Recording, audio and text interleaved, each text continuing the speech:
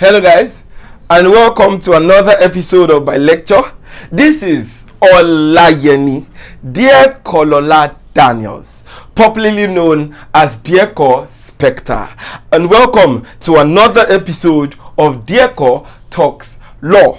On today's episode of Dearco Talks Law, we will be talking about the fourth maxim of equity, which says that where equities are equal, the first in time shall prevail. In my previous class, I discussed where equities are equal, the law shall prevail. But in this case, where you don't have a legal interest, but you have two equitable interests, which will prevail? According to our topic here, it says that the first in time shall prevail. But how exactly is this used in the court? And that is what we'll be discussing about in our lectures for today. If you have not watched my last lecture on where equities are equal, the law shall prevail, I would advise that you watch it before you continue this video. And also, very pertinently, I would also advise that you watch my first lecture on the fact that equity will not suffer a wrong without a remedy, which is the first maxim of equity. And secondly, the fact that equity would always follow the law.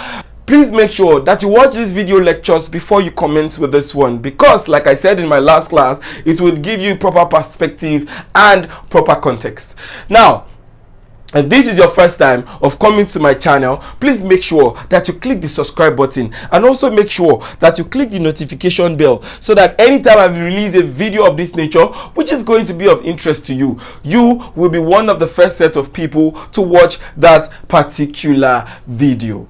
And also, do not forget to follow me on LinkedIn at Dear Kolola Daniels.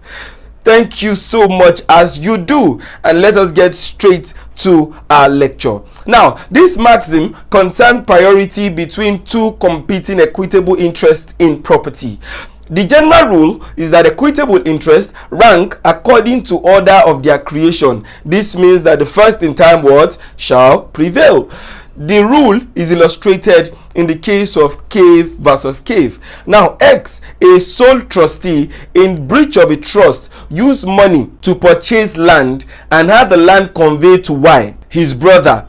Y then mortgaged the land to A by way of legal mortgage and to B by way of what? Equitable mortgage. Neither A or B having notice of the trust.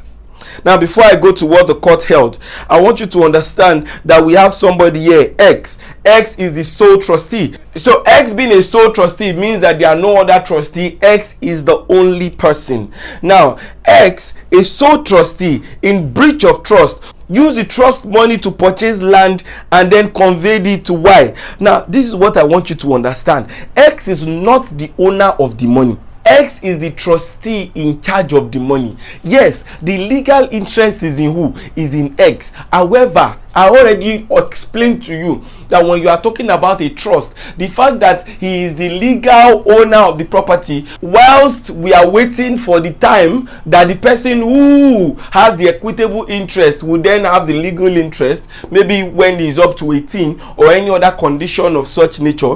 So I have told you that when we are talking about interest in property, especially of a trust property, when we are talking about, the legal owner, the legal owner there is the X, as in this case, who is the sole trustee.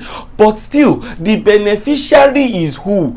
C. Let us put the person as C. The person is not in the fact, but let us put the person as C. Now, the money that X in this case used to go and buy land and conveyed in his brother's name does not belong to X. It belongs to C. But C is not yet of age to carry the money. So therefore, C has an equitable interest. Are you listening? X carried money that is meant for C because he is the trustee and therefore the one with the legal interest. He now went to where? He went to the market. He went to buy land, but he did not convey the land in his name. He conveyed the land in his brother's name. Who is his brother? Why? What did his brother do? His brother said, "Fantabulous, multi jackpot.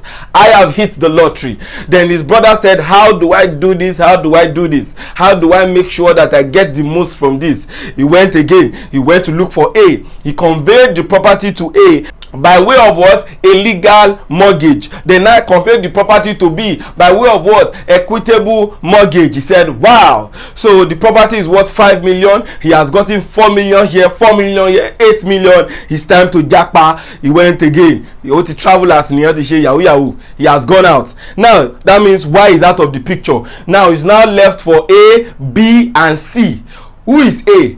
A is the person with the legal interest that got the mortgage from who? From Y. Who is B? B is the person with the equitable interest that got his interest from who? From Y. Who is C? C is the owner of the property. You see that beneficiary, the first equitable interest, the beneficiary who X was supposed to be a trustee of, that is C. So we have three competing interests here: A, legal; B, equitable; C, equitable. How then would the court rank it? Now the court held that A's legal mortgage took priority over the equitable interest of both B and the beneficiary. Are you listening to that? A, because number one, not only did he have a legal mortgage, but he did not have a notice. As at the time he was getting his interest, he didn't have notice of that trust that C was the beneficiary with an equitable interest. Neither did he have notice of B, because B came after him. So A definitely is going to be ranked number one.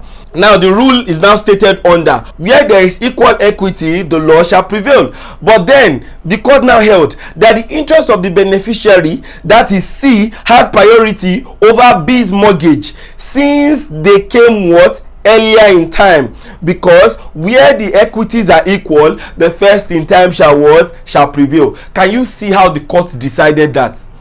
B, although you have an equitable interest, but there is one interest that came before you, and that is of C, the beneficiary, who is actually the owner of the money that X conveyed to go and use to buy a house.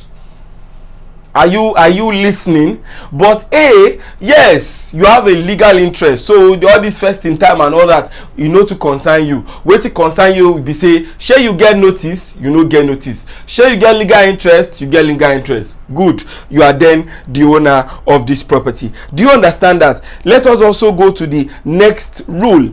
Now, there are occasions, however, where the equities are not equal, and in this case, this maxim will not apply. Thus, for instance, where the holder of the prior equitable interest, that is the first equitable interest, have been guilty of fraud or gross negligence, he will be postponed to a later equitable encumbranza. Now, in the case of Rice versus Rice, a vendor sold a land to a purchaser for which a receipt clause for the purchase price was endorsed and handed without the vendor actually receiving the money. The vendor therefore had an equitable lien for the unpaid purchase price. Subsequently, the purchaser deposited the conveyance with R, who had no notice of the vendor's equitable lien. The question for determination was who of the two equitable interests would be entitled to priority. Now, I want to put this in context so that we can, all understand it. What are we saying here? We are saying we have a vendor, that is A. What did A do? A sold the land to B. Now, A put it in the document, that is the receipt clause part of the document. He said that he has received the purchase money. That is what A put inside the document. But in fact, A, who is the vendor who sold the land, did not receive any money from B, but he put it in the receipt clause in the document of the house that he received the money. Okay? Now, B then sold that house to R. Now, I want you to understand something in relation to this. Because A had not collected the money, A had something known as equitable lien. And you see this equitable lien, some people do not understand how it works, but it's actually very potent. For example, you carry your phone, you go to give it to a phone repairer, and you told the phone repairer to what? To repair it. Fantabulous. Now, the phone repairer repaired it, and when the phone repairer was referring, he was telling you your money that 25k oh, you said okay. Your money that 25k oh, you said okay. Now it's time to finish the job and give you the phone. He has finished the job. Oh yeah, my money. You said na only 15k I get. Chairman, I tell you say na 25k. You say no be me get phone. You guys give me my phone. But brother, it doesn't work like that. According to the law, you are the legal owner of the property, but at that point, that phone repairer has what is known as equitable lien to the extent of his unpaid 25k, that is 25,000 naira. Where you don't pay that 25,000 naira, he has a right to hold your property.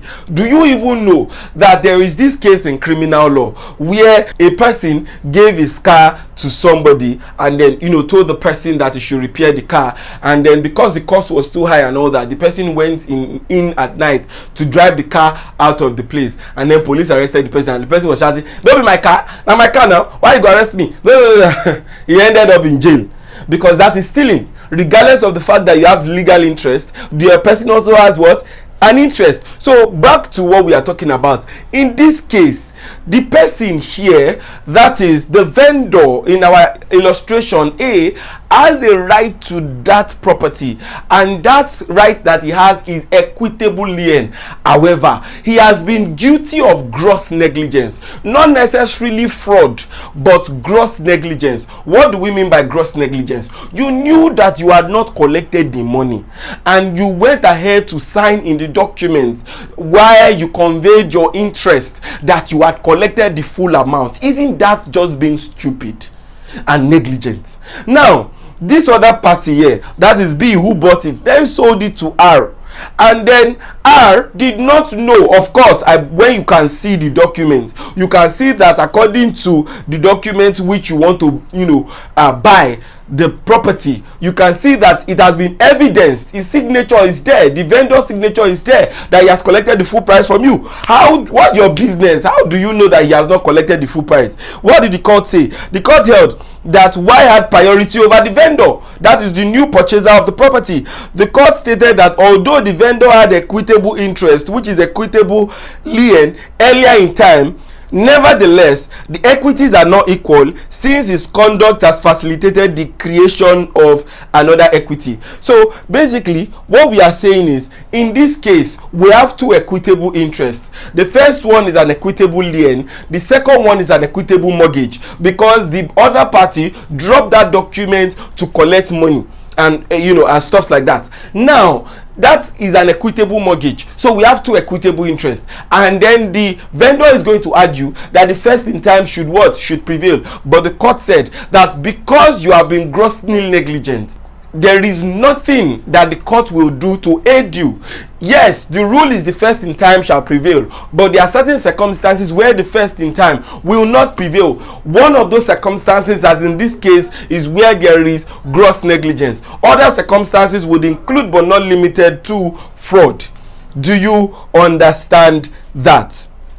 Now, let's go to the next rule, and then the next rule is that this maxim does not apply where there are excessive assignment or mortgages of an equitable interest in pure personality. Now, you need to understand that when we are talking about land is known as real property, but when we are talking about all the other thing like car or phone and all that, that is known as personal property. Do you understand? So when you are talking about this rule, we are saying that this maxim does not apply where there are successive assignments or mortgages of an equitable interest in pure personality, that's phone, cars and the rest, as it was stated in the rule of Darle versus Hall, where the court said that priority is here determined not by the order in which the assignment was created, but by the order in which the successive assignees gave notice of their assignment to the debtor, trustee or other person liable to pay. So what they are saying is this: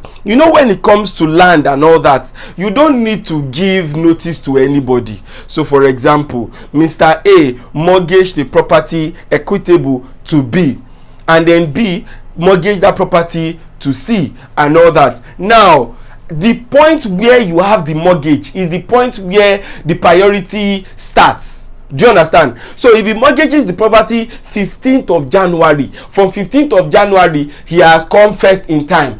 Any other mortgage, that's equitable, not legal, any other mortgage that comes after 15th of January will not come over him. That's subject to the rule in rice and rice, provided there is no fraud and gross negligence. So if there is no fraud, there is no gross negligence.